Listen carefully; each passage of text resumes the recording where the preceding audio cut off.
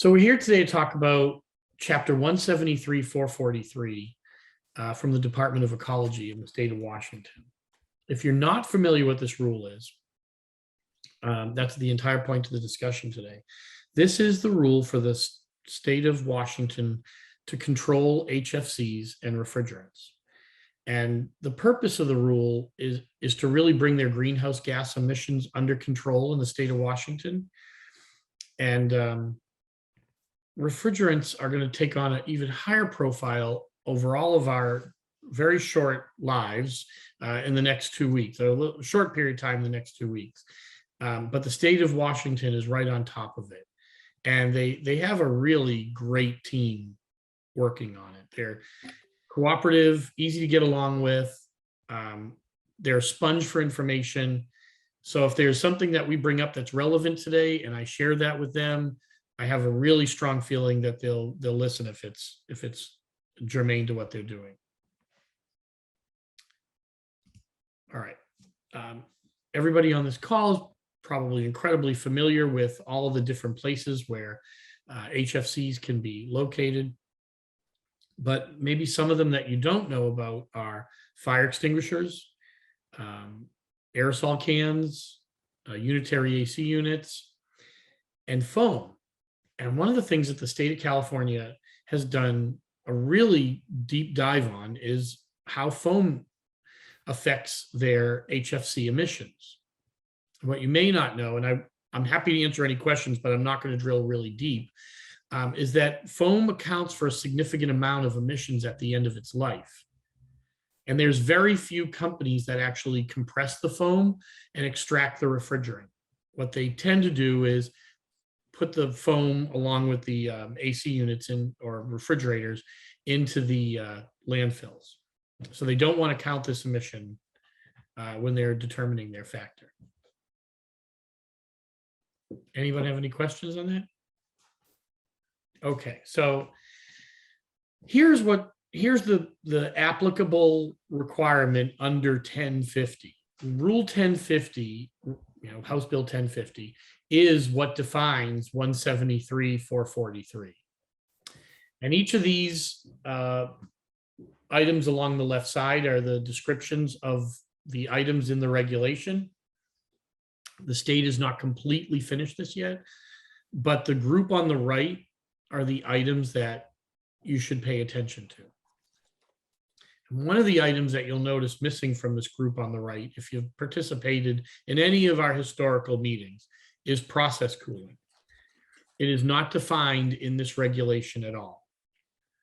It looks as though there might only be 2 buckets for refrigeration and comfort cooling. So that's one of the questions we have into the state of Washington.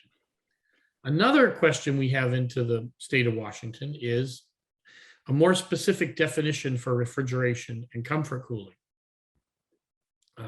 We've asked for clarity because what we've learned from the state of California has been that the definitions are really important when it comes to the registration. So I don't have answers on either of those. Anybody have any questions about those?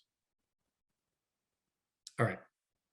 Your 2 numbers that you should be thinking about are 150 GWP for refrigeration, and we'll drill into that a little bit later, and 750 GWP for comfort cooling. You'll hear these reused over and over again. Okay. Now, the goal of the bill is to set a maximum GWP. There's about 62 pages of regulations, so not very many in the regulatory world. They want to harmonize the rules for all refrigerants so that they're universally applied. So HFCs, HCFCs, although we don't see reference to HFOs, we don't see exclusion of those materials either. So they want to know what the effects of AC and refrigeration systems are on their state inventory and emissions. And their ultimate goal is to reduce leaks. Now, the reason I call this presentation Release the Kraken is because in the regulation, this is actually a paragraph that's written right into the regulation. And I thought it was it showed that they had a sense of humor and an appreciation. And after reading tens of thousands of pages of regulations, it's probably my favorite line in any regulation. So anyways, hope that made you smile as well. Maybe your silence is not smiling, but why did he bring that up? But regardless, I was entertained. All right. The 6 key components that you're going to want to pay attention to as you get ready are the ones on the right side. There will be a record keeping responsibility, a registration responsibility, reporting. There'll be changes to the way that repair and maintenance practices are deployed. There will be an emphasis on reclaim. And of course, it includes a refrigerant phase out. So California has the 4 R's, which really should be the 6 R's, and Washington really spells these out pretty well in their regulatory document. They do a nice job. And of course, their goals are right there on the left side. All of this information is pulled right from the bill. From the press, this one's from the press release related to the bill. Now, these slides are really from the state of Washington's slide deck that they presented in February. They have another one scheduled for next week. But that one had to move because it overlapped the EPA's discussion. So they sent out an update. If anyone needs the update, please reach out to me. I'll share it. But they see HFCs have such a large carbon footprint, that if they don't manage them, this could be, and they don't have exact numbers. They do a pretty good job.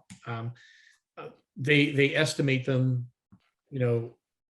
by end use right here. It could be a fairly significant number, 15% of overall emissions for the entire state. Wow. So it's a big number. Now, where are we? In 2021, they finalized 1050, I think it was in July, and they entered into the new rulemaking process. That rulemaking process on February 3rd is when we had the meeting. If you'll see here, stakeholder meeting was scheduled for March, but they had to move it because of the EPA's meeting. The expectation is all of this will be adopted and go into place by 2024. So at the end of 2024 or 2023, the beginning of 2024, everything should be solid and in place. And we should all be living under this new set of requirements. And so we're looking like our first reporting year will be 2025. Now, I did a little research to try to understand how many climate-related bills will impact all of us here on this call today. And I had pages and pages of actions that will affect building owners, service providers. So this is, I made 2 pages of these, and they'll be in the presentation when we share this with you. But everything from 1050 to 5141, I think, is another bill. Yep, 5141, which is right down here. A clean building standard. One of the things that Washington State is doing is updating their mechanical protocols so that they can meet with the new expectations for lower GWP materials, which will also include flammable refrigerants, or sometimes referred to as natural refrigerants. They are building an economy-wide cap and trade program.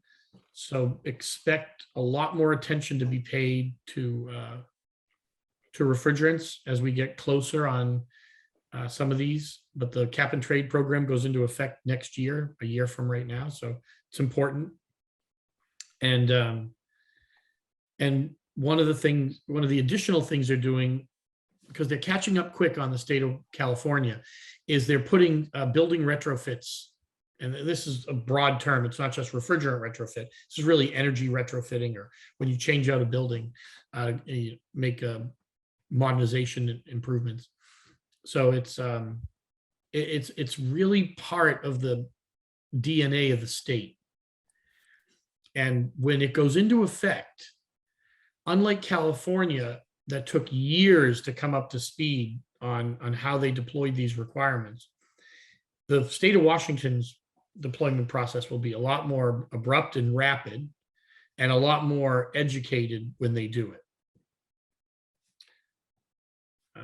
Fran, I'm going to go back to slide 11 towards the end, but I will get to it. All right, stationary refrigeration equipment. These slides, we're going to provide them all to you. You see the 150 GWP number there. You see the effective dates. These are new systems. So cold storage warehousing. I mean, this is 50-pound and over refrigeration equipment.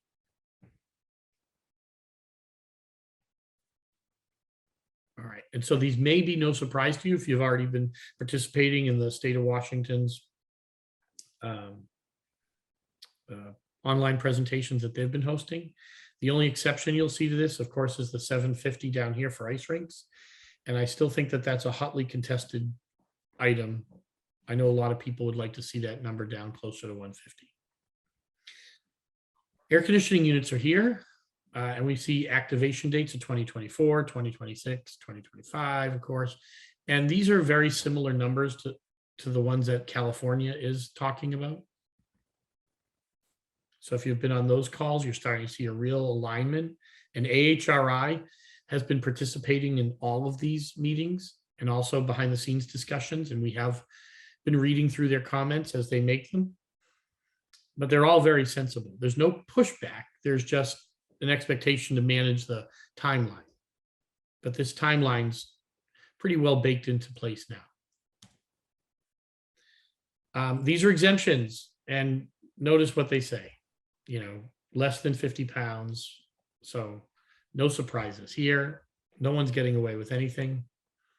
There is a little confusion. This is another topic. It says equipment with 50 pounds or less.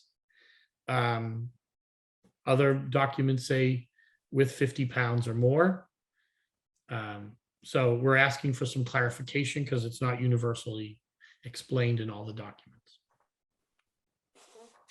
I don't have those answers though yet. That's some of the questions we've got. Exemptions for stationary AC units. There are none. This is right from their slide deck, so there are 0 exemptions at this point. All right. 173,443, 065 are requirements for refrigeration system with 50 pounds and over, and 070 is requirements for AC units. Record keeping will be for 5 years. So there's a very common approach to AC and refrigeration equipment, unlike California, where there is they distinguish each group of equipment. Now, the question is, what types of records do you have to keep? And that is what we're waiting on from them.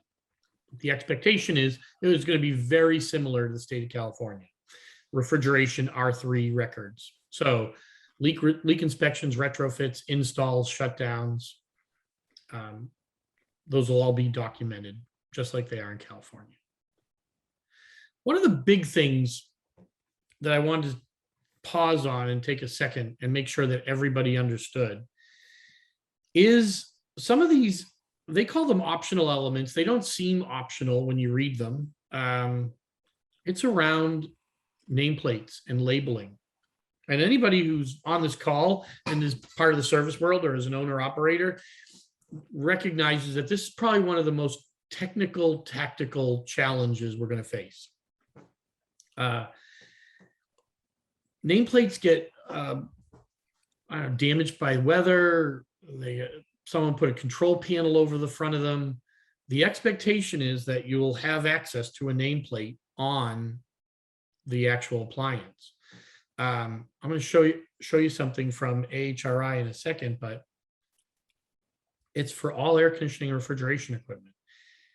And I would say right now that that would be one of the biggest hurdles anyone on this call who's responsible for compliance will face.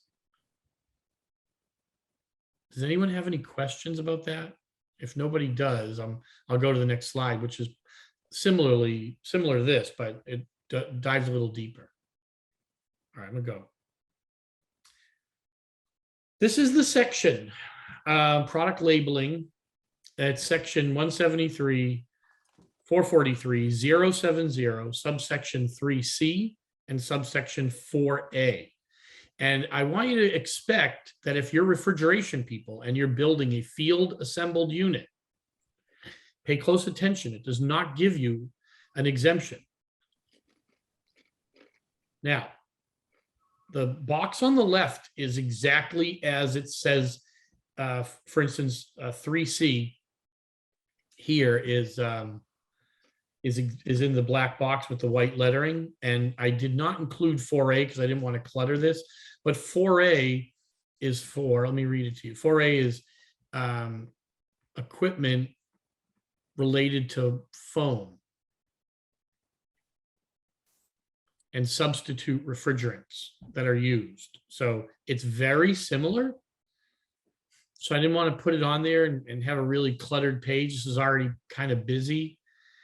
But this is AHRI's comments on the right side. And you'll notice one important thing. Third bullet point down right here, digital nameplate. So you'll notice to the left side over here, there's no reference to a digital nameplate, except a mention of online disclaimers. And what the expectation was by the state, and I've been participating in a lot of these, it sounds like they expected a QR code that someone could scan and it would automatically go to database where the record could be looked up. The problem is, and one of the caveats to this is that if you are a service provider and you put your barcode on there and there's another barcode on there and there's a label on there and those three things don't match up, our question to the state, and this is our big question, is would this put somebody into violation unintentionally, but would it happen? Does anyone have any questions? This is a big one.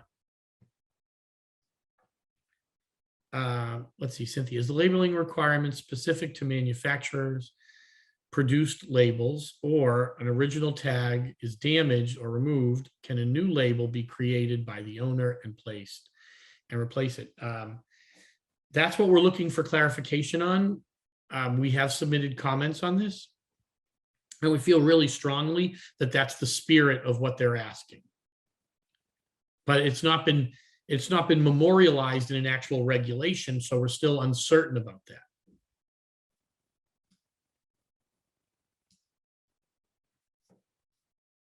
But we'll continue to investigate it and push the state. They've been super cooperative. I think the only reason they don't provide an answer is because they don't have an answer themselves and they have to decide what the best outcome is.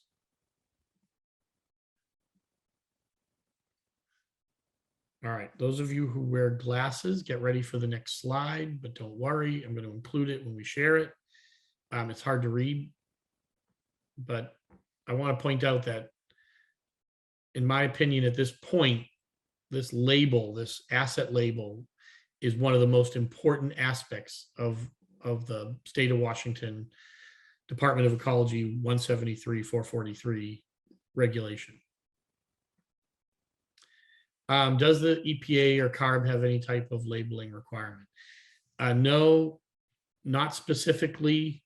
CARB's kind of toyed with it, but they're bogged down in their own R3 program, the responsibilities of actually running a program versus planning one. Those are two different animals. There's been talk about them in the past, though. This labeling responsibility was actually an early part of the Department of Ecology's HFC regulation. They've been asking manufacturers and reclaimers and refrigerant providers to provide records on refrigerants and inventory now for about a year. So, all right, and I may get that wrong, but I'll follow up if I have. But I know that manufacturers are providing information to the state of Washington. Okay, this is the get ready for the small font. It's not terrible. It's a lot easier to read when you get the form. We'll share the form with you that this goes to, but I wanted to share it today. You'll notice the dates: 2024, 2023, 2020, 2020. And these are the bands. So think of this as the SNAP 2021 requirements. And be aware of the fact that if you find an asset on site and you want to put it into somebody's ecosystem, or you're an owner of a piece of equipment and you want to put it into your ecosystem, when you go to do that, if it's a 404 system, you won't be putting it in before 2020 or after 2020, excuse me. And the same thing goes for 507. It's right down here. A lot of these other refrigerants are marginal, or, you know, I don't know anybody that's using THR 03 refrigerant or SP3, SP3 4F, 412A and 412B. I haven't seen those in a long time. Not very many 227s or KDD6s, so I wouldn't sweat those. 407, it's really driving me crazy. 407, 422D. You know, you'll notice he's been basically out of service for a while. You're probably already aware of that. So we're going to get a little bit more clarity on things like retrofits or manufactured, but those are essentially all banned refrigerants. And this is the checklist and the date. And you've got the retrofit date up here, the top, and then let me move this. So up here at the top, you got retrofit and then new. And you'll notice they really didn't distinguish, didn't have to split the atom because these things were already considered obsolete. But if you pay attention, 407C can use in refrigeration.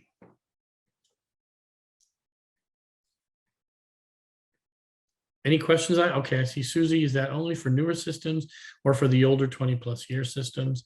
It's for, again, retrofits and newer systems, and it's by year.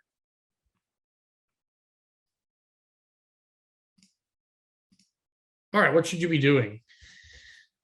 Do your inventories. If you're a service provider, talk to your owner-operator clients, sync up your inventory, your databases. Misaligned databases are the bedrock of failure. We deal with it every day. It's an everyday event. Let me answer. No, I was referring to the manufacturers providing the systems info.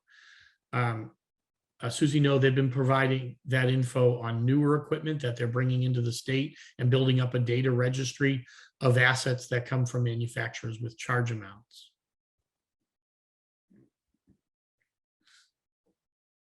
What do you want to see in your tag? You want to see all the normal manufacturer label, model, serial, location. Yes, location. Don't leave location off if you're making a new label.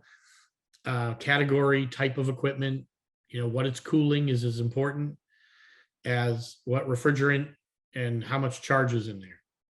And a couple of the other things you might want to pay attention to are warranty coverage. You know, how long is the item warranted? Is it a new unit? The reason for that is if it's a new unit or a newer unit and it's a refrigerant that might be have gone obsolete, you want to know what your options are there. And then two of the things that we've found that are really helpful when we're getting ready for a regulation are, what was the condition of the asset? Is it in good condition or bad? That does matter. And when was the last leak inspection done? If you are joining a program or starting into an enforcement program and you've never done a leak inspection, or you haven't had maintenance on the appliance for 2 or 3 years, or you have no recorded maintenance ever, you want to get out and check that asset, because you don't want to wait for the regulation to be in place for you to start this process. You have a little bit of runway right now. You want to get out, put your eyes on these appliances, and make sure that you have some record that they exist. It is not uncommon to see an asset registry with a level of accuracy in the 15 to 20% range. So the only way to do that, I was talking to another company the other day, and their service providers, and many of people on this call who feel like, hey, we're a service provider, we feel good about our data registry. Well, it's not your data registry that's going to the state. It will be the owner operator's data registry. And I think this is a great opportunity for you guys to sync up ahead of time, provide some value, and have a discussion about the quality of the information. And you want to look at the total number of service calls in the last 12 months. And it's very helpful to know, okay, maybe you didn't have a refrigerant leak inspection requirement. Maybe you haven't looked at the asset in 3 years. Maybe when you get to the asset, you find, oh, someone did service it, they just didn't record it because our work order system required that they record it a certain way, and that it didn't trigger it. We see a lot of that. But getting an asset registry cleaned up before the regulation goes into effect is so much easier than fixing it after the regulation goes into effect. And I'll give you a scenario. If you have a location, it's got 10 assets, but you have 20 assets on your asset registry. You file all 20 with the state. It looks as though you're missing service on 10 of those 20 assets. Somebody goes in and says, we have to add a leak inspection or 2 to those assets just to get them up to speed. You submit all those records only to find out that 10 of those 20 assets are not there. You now have to delete all of the service history on those 10 assets that don't exist. But then you have to ask the state to remove that asset from its registry. It takes a lot more time to do that than it does to just clean up your records. And you've basically got a year. So I highly advise anybody who's on this call and has any type of responsibility for asset records or information to assign an asset manager to this project. Maybe even if you're a service provider, volunteer yourself for this role, whatever fee you need to charge to have, to be able to do it. If you're a consultant, offer to do it. But somebody should be assigned the role of asset manager for the next year and get those asset records cleaned up, because it'll make your entry into this regulatory spectrum significantly more positive than trying to fix things after they've been incorrectly filed.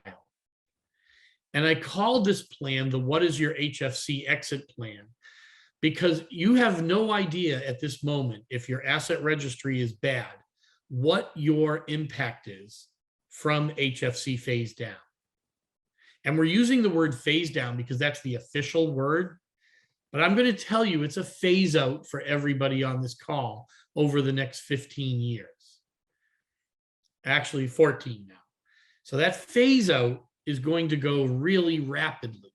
And we're all going to feel it in different ways based on what we expected going into it, based on what we thought we had for inventory. All right. So Susie, I hope I answered your question. If you type yes, good. If you type no, I'll keep drilling on it. Perfect. And now that's our last slide, really. I'm going to jump back up to slide 11. Fran, I'll share this with you. This is the projected emissions by end use. It's projected because nobody has a good inventory. We don't know. They're assuming commercial refrigeration is 40%. and stationary AC is 18. They could find out that stationary AC is much higher. They could find out that just definitions on these terms might change the way that we look at this data in the future. I think some of these numbers are low considering the state of Washington's role in shipping and container traffic. I think the numbers will be higher in some categories and lower in others. So but I'll share this with you. And Fran, if we need to follow up and have a discussion, I would love to do that. I've been a little bit busy. May I ask a question? Yeah. Is this under the new regulations or between now and when the new ones take place? This is their, I think it's their 2021 projected long-term 2030 numbers. Okay, so this is before the legislation is enacted. Yeah. Okay. And this is what they think the makeup of the market is, Fran. So this is how they think the entire industry is broken out. And as emissions, how is the word emissions defined? Is that leakage? Is that? Yeah, leakage. And I could spend a minute on leakage. Just it could be actual leakage. It could be losses related to bad handling or bad end of life management. Got it. So a couple of buckets in that. Yeah. Okay. Thank you. You're welcome. Nice to see you, by the way. All right. Well, my apologies for being late. Is there any other questions? Any questions on this slide here? There is a lot in here. I read through all these bills over the last few days. We're not going to be able to avoid the discussion, and it's going to hit us very hard. All right. Do you project Washington to have their own online reporting application? Yes, I do, Cynthia. I'm very confident they'll have their own. And that's why we're having this discussion now instead of waiting. Technically, there's nothing anyone needs to do today except be aware of which refrigerants are phased out, for new or retrofitted systems. That's all we could be talking about today, and you would be covered.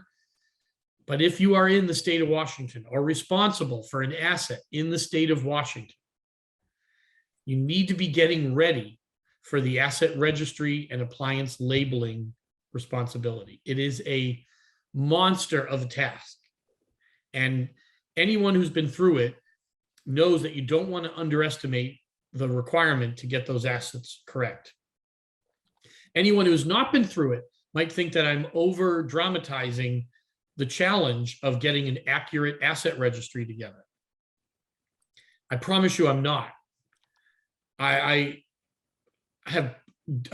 probably spend 80% of our time at TrackRef on asset improvement, not on software and federal policies. Physically, we spend much more time on assets. Thank you, Wade. Wade's been beat up by the process as well. It's a tough one, and I can't stress enough why in April of 2022 you care about a regulation that doesn't go into effect for almost 2 years. It will take you that long, depending on how big you are, to get those assets accurate. So, all right. A little change in our plan, and I'm going to give you guys a little bit of advance notice. On Monday, the SEC is hosting a meeting at 9 o'clock in the morning. I don't have the link here in front of me. And they're going to be talking about ESG record filing. Refrigerants fall under the E in ESG. They fall under what's referred to as scope 1, 2, or 3. Scope 1 are emissions that take place at your property. If you own a building, manage a building, and you have emissions, any kind of emissions, fugitive emissions from refrigerants, carbon burned to keep your building warm, or transportation fleet, to supply yourself with food or materials, so office supplies, whatever it might be. Those are scope 1 emissions, and they will likely, and I've been in lots of SEC meetings, they will likely be mandatory. All right. Scope 2 are your basically things that you purchase. So your cold supply chain, your energy that you buy from your electric utility. You can have some refrigerants in that supply chain reporting. Scope 3 are things that you've outsourced, third-party vendors, suppliers. That is the only question I have between now and Monday. All right, so on Monday morning at 9 o'clock Eastern Standard Time, the SEC is hosting a meeting, and they are going to tell the marketplace what they've decided. There are 4 SEC governors, our regional governors, I think they're called, and those governors are very much behind, in a positive way, disclosure, universal disclosure. Now, the reason this is so important and why we changed up our meeting and we're shifting to Thursday, March 31st discussion on ESG, SEC's mandatory climate change disclosures, is because this is a game changer for everyone on this call. We've all been conditioned to report and record and register 50-pound and over assets. That's EPA's thinking for 2 decades. ESG disclosures do not discriminate based on the weight. Your clients, you as an owner operator, you will be responsible for reporting all of your emissions. Now, if you don't report them, you'll have to notify shareholders we chose not to report, or we have a certain story as to why we're only reporting a portion of our emissions. Refrigeration emissions traditionally account for about 5% of emissions from overall equipment. That means 95% of equipment we're not releasing or reporting that to anybody. But as of Monday, that changes. And so we're going to host a meeting on the 31st. We'll make sure to invite you. We'll get down to the details on that day. We've been following this very carefully over the last 2 years. This is not a Democrat or Republican thing. This isn't political at all. This is based on the fact that ESG records are considered shareholder documents. And so in these shareholder documents, the SEC wants to make sure that when shareholders get them, that these documents are accurate, that they're not misreporting or underreporting. And it's going to change everything for all of us. Okay, guys, thank you. Have a great day. I hope we at least got the coverage for the state of Washington on your radar, and we'll continue to refine this and update as we learn more. All right, have a great day.